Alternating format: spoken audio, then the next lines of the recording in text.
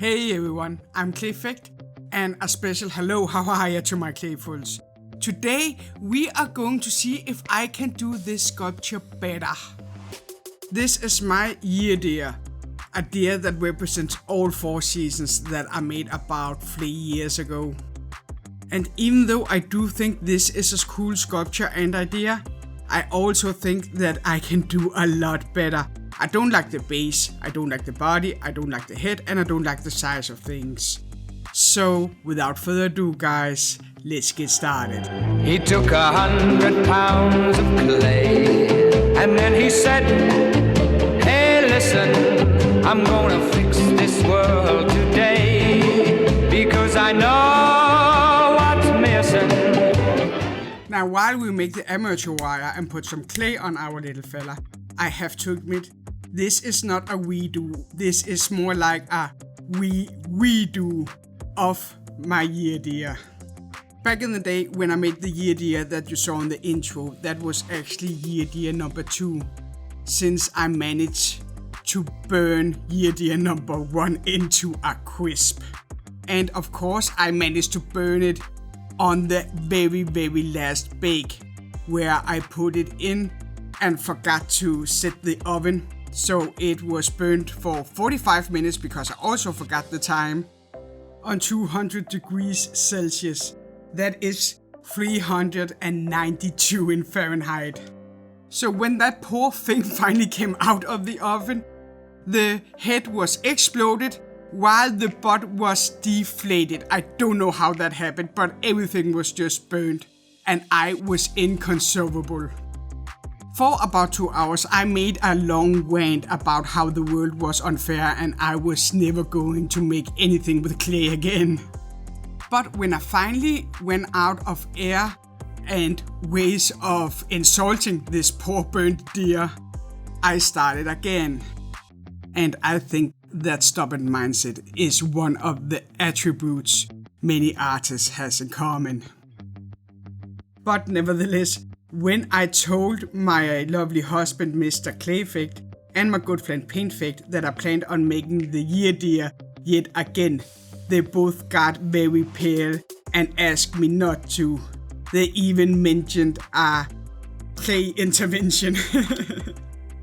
And as a good wife and friend, of course I didn't listen to them, and here we are, with a lot of work, details, texturing, and possibly an intervention ahead of us.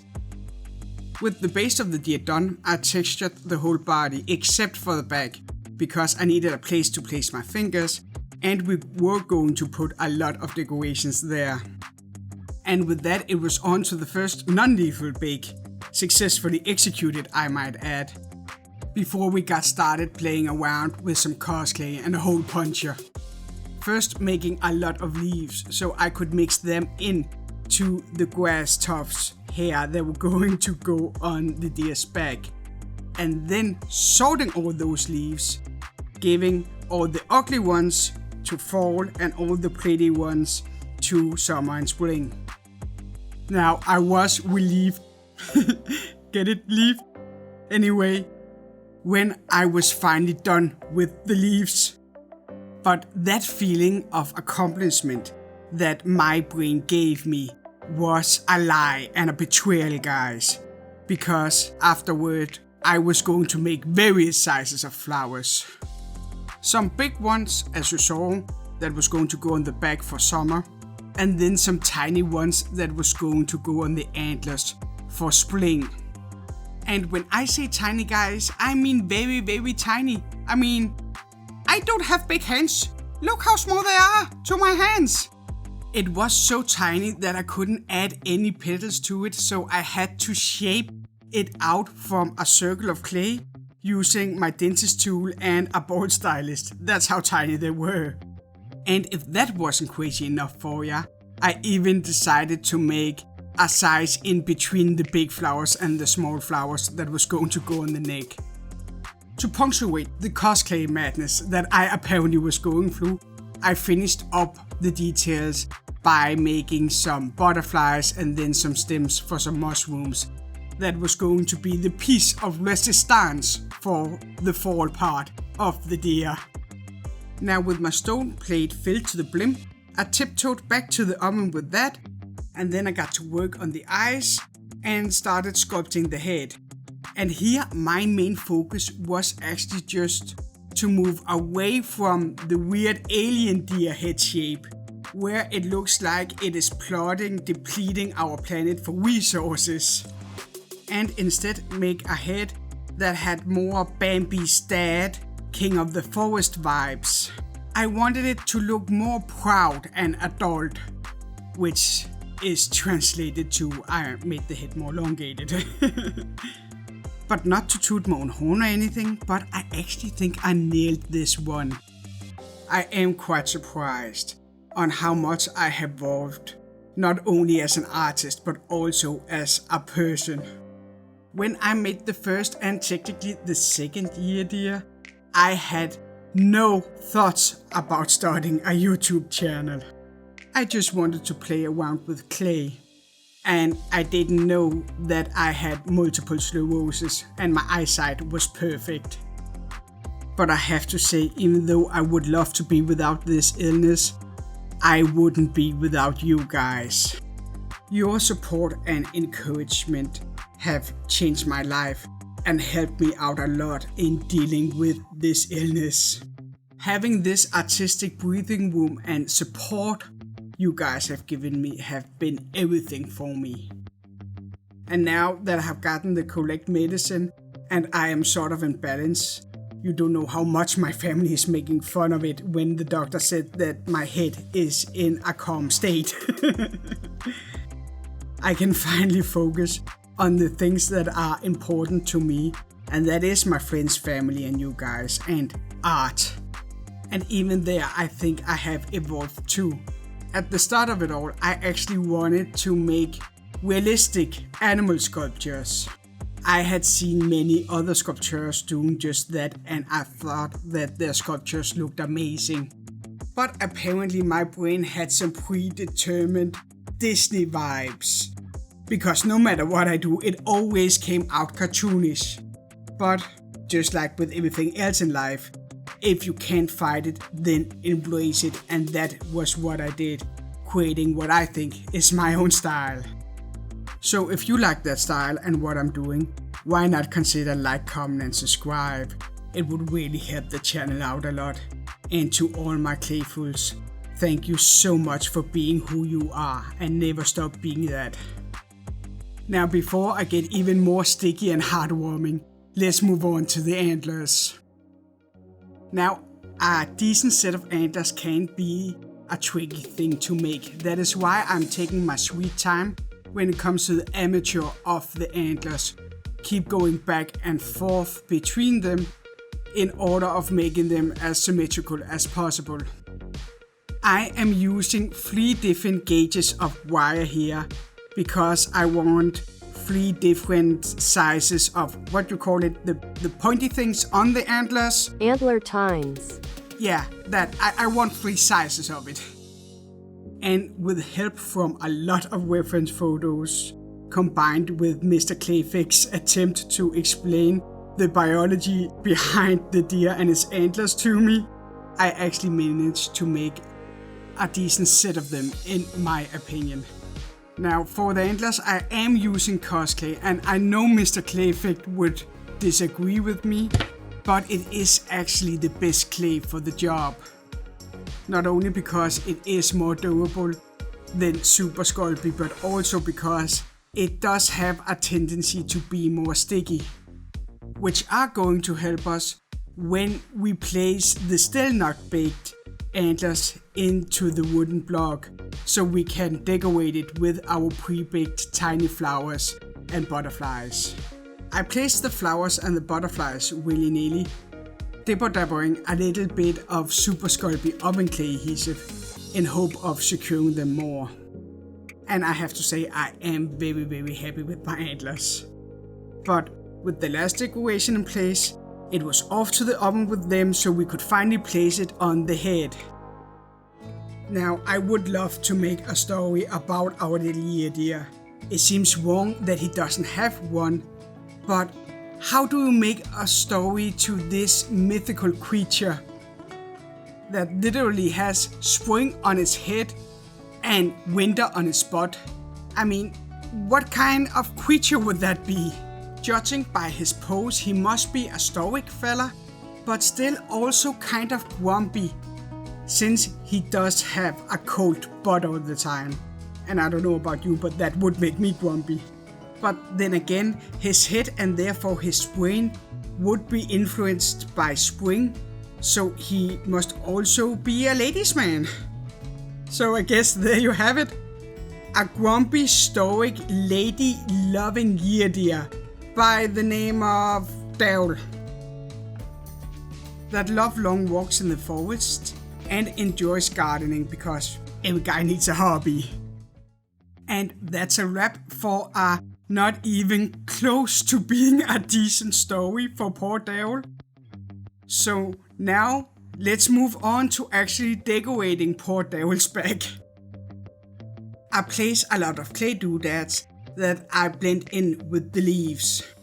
Before I scratch the poor clay more than a hyperactive kitten on catnip scratches on a scratching pole. Using my homemade wire tool and my dentist tool, all in the pursuit of trying to make decent grass logs. Before I poked Daryl with a lot of decorations and made some moss around the mushrooms. This whole deer idea I got about 3 years ago was because there was a lot of artists making these deers that symbolize one season, winter or summer or spring. And I was just mesmerized by them. They were so beautiful, though it would be a cold day in you know where before I would make 4 deers. So that is why I opted all to cram it down on one. And I'm not quite sure how much time my laziness actually saved me. Especially because I don't know if you have noticed, but I can sort of be a perfectionist. But if we should put a positive spin on it, at least my lazy perfectionism have created something that I haven't seen before. As you might have guessed, with a project like this where there are so many components, there is a lot of planning involved, which only make it more gratifying when you see the whole piece coming together. Now all I had to do was place the last flower that I have forgotten on the antlers, pretending that was completely on purpose, and then make a drum solo on Daryl's spot before we could finally move on to winter, where we substitute our clay doodads into clay lumps we then smooth together, before we scrape the clay in whatever direction we want, all in the hope of making it as fluffy as possible. Now this is not decent enough snow for me, but the texture is going to help the fake snow to have something to hold on to. But now with the fluff fluffy enough, we are going to give in one last time to the Cosclay madness and just place a couple of flower buds. Before we one final time could toss Daryl into the oven, check the settings, and run away like a little girl. And with his survival, all he needed was some paint. Now here in Denmark, we have a saying that you shouldn't jump over where the fence is slowest, which means you shouldn't take the easy route. But my family have evolved that saying, so now it's you shouldn't jump over where the fence is slowest, but you would be stupid to jump over where the fence is highest. Meaning you shouldn't take the easy route, but also you would be stupid if you took the toughest route. And with that saying in mind, I have to admit, I really did jump over where the fence was highest with this sculpture. I wet blended over 16 different brown colors onto the fur, simply to make sure that each season had its own graduation and colors.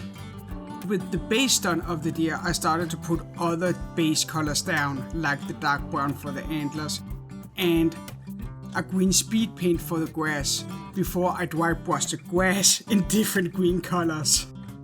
All in my pursuit of making each season their own, but still sort of let them fade into each other. I also tried to enhance that with the leaves, making the fall leaves brown and the summer leaves a vibrant green. And I have to say, I just love the effect the speed paint combined with the dry brushing of different colors has. I am just so happy with it. But with the leaves painted, it was time to paint the flowers. All the flowers. In a white base coat. Now I used my best white on it, so I only had to give them 3 layers, but it was still 3 layers, guys. Where I couldn't hit the grass at all because it was just going to ruin it. So I did make a big sigh of relief when I finally just had to put some pink speed paint on, again to give this spring effect. Though I have to admit, after I shaded all those flowers, I moved on to other details simply because I needed a flower break. Though I quickly ran into a problem when it came to painting the butterflies. Simply because I am colorblind, I don't know what I'm doing half of the time. So when I painted the butterflies in this blue-pink color shift paints that I have gotten, I had no idea how it actually looked. So in pure anger and frustration, I moved back to the flowers and the mushrooms, finishing them up. And with them done, I moved back to my not so beloved butterflies, where I had decided there might be a color I couldn't see, but that just meant that I had to paint another color on them too that I actually could see, and I like it a lot better. Now with all the painting done, we could finally assemble our little master of the seasons before we started playing around with boogers. Oh, it's not boogers, they call it resin clay that is non-toxic. But it feels like boogers, act like boogers, and was a nightmare. So from this day forth, I will be calling it Polymerclay. My very innocent reason for playing around with Polymerclay was because I wanted the tail to have some icicles, really embracing the winter. Since my previous year's winter bud really had a lot to be desired. So that is why I'm going all out on the bud, giving it some glue before we gently drizzling on the snow. And with the snowy bud ready to prance around, all we needed to do was clean up the ice a little bit before I started playing around with some liquid frost from Green Stuff. I'm not sponsored, not affiliated with them, though I wouldn't mind be because they make funny stuff. So now all we had to do was hopefully just to wait till the green stuff crystallized, and that is pretty much it for this sculpture and it for this video. I have to say, this sculpture, this idea I had of pressing 4 seasons into a deer was so much fun, so much challenging, but also so much hard work. It took over 4 times the normal time I use on a sculpture. I wouldn't be without it. I really love it. I think it turned out so beautiful. But with that being said, I would also say that it takes a special kind of wife to make me make a year deer ever again. But at last, guys, with that, it is unfortunately time for me to sign off. Thank you so much for watching. I hope to see you next time. But if you can wait until next time, why not click on the square to the right, where you're going to see me and Mr. Clayfuls play around with a rock, a bonsai tree and a dragon. It's going to be great. But until then, as we would say in Denmark here, hold dig munter.